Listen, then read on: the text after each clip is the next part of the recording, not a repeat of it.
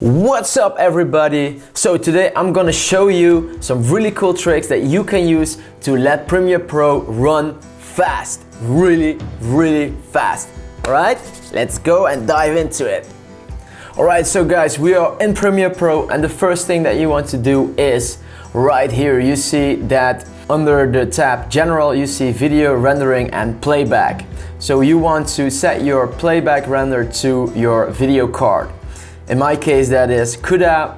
If you don't have a special video card or fast video card, you need to click on Playback Engine with your software only. That's the first trick that you need to do. All right, so step 2. Before you start editing, you want to change a few things up here in the Edit tab.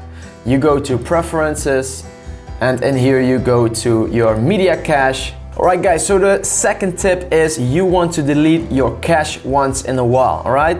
Because what you do is when you're done with a project, Premiere Pro is automatically gonna save all the cache on your computer, and that will cause a lot of unnecessary space. Alright, so what you can do is you just delete unused cache. So if you forget to delete your cache, you can set it on automatically after, for example, 50 days or 10 days, something that you prefer and what you like. I always do it just like this. I will delete my unused cache.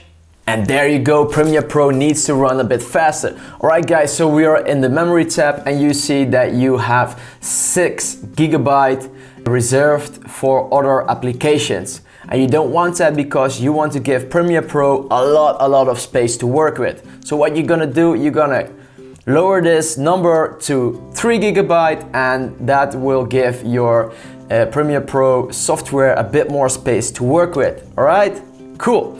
Then you want to optimize rendering for performance.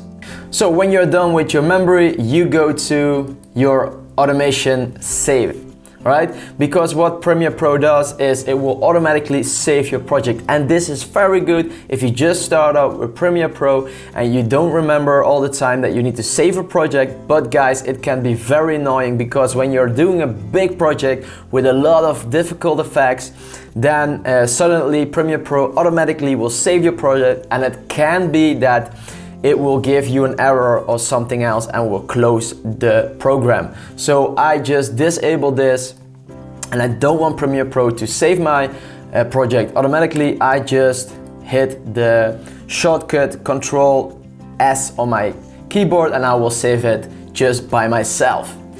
Right, so far so good in this preferences menu.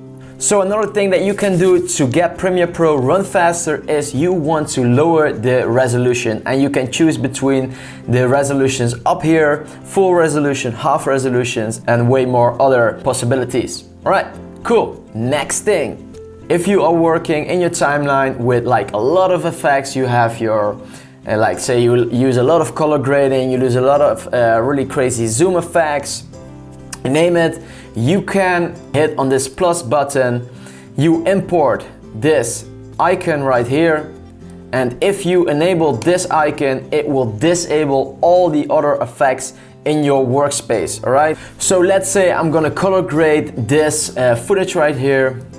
So let's say pretty heavy effects, like shadow, highlights, and the whites and the blacks. I will do pretty heavy this so that you can see what it does. When you hit this icon, you will disable all the effects. You see that? Enable, disable, right? This is not the way I would usually color grade, but this is just to show you an example. Let's go over to another really cool tip.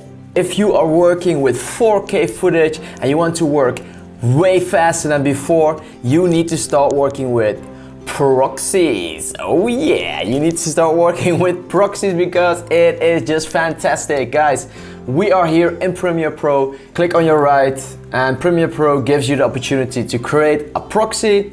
So let's create one. QuickTime, the format is QuickTime, and Cineform 1024 or 540. GoPro, Cineform, it is perfect for me.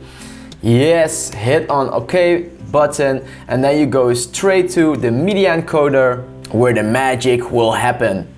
Alright, so I'm gonna show you right now.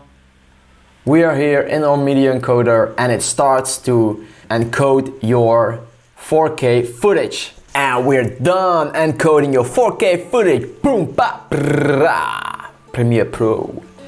Alright, so are you still with me, guys? So the next thing that you want to do is you want to click on this plus button and you want to import the toggle proxy button, because when you enable this proxy button you will enable your proxy file, and that means that you start working with your proxy.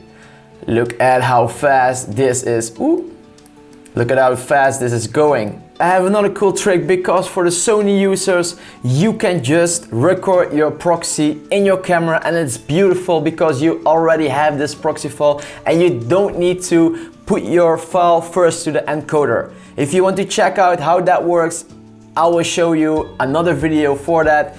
Just check it out in the link below. Alright, so let's go further. So this is just lovely, guys. You can work with 4K footage, you just speed up the workflow in your Premiere Pro. But if your Premiere Pro is still working not the way you want and is still slowly, still lagging, then maybe you need to think about investing in a new PC or laptop. I wish you all the best. Don't forget to give me a thumb up, leave a comment, and I will check you out in a next video. See ya!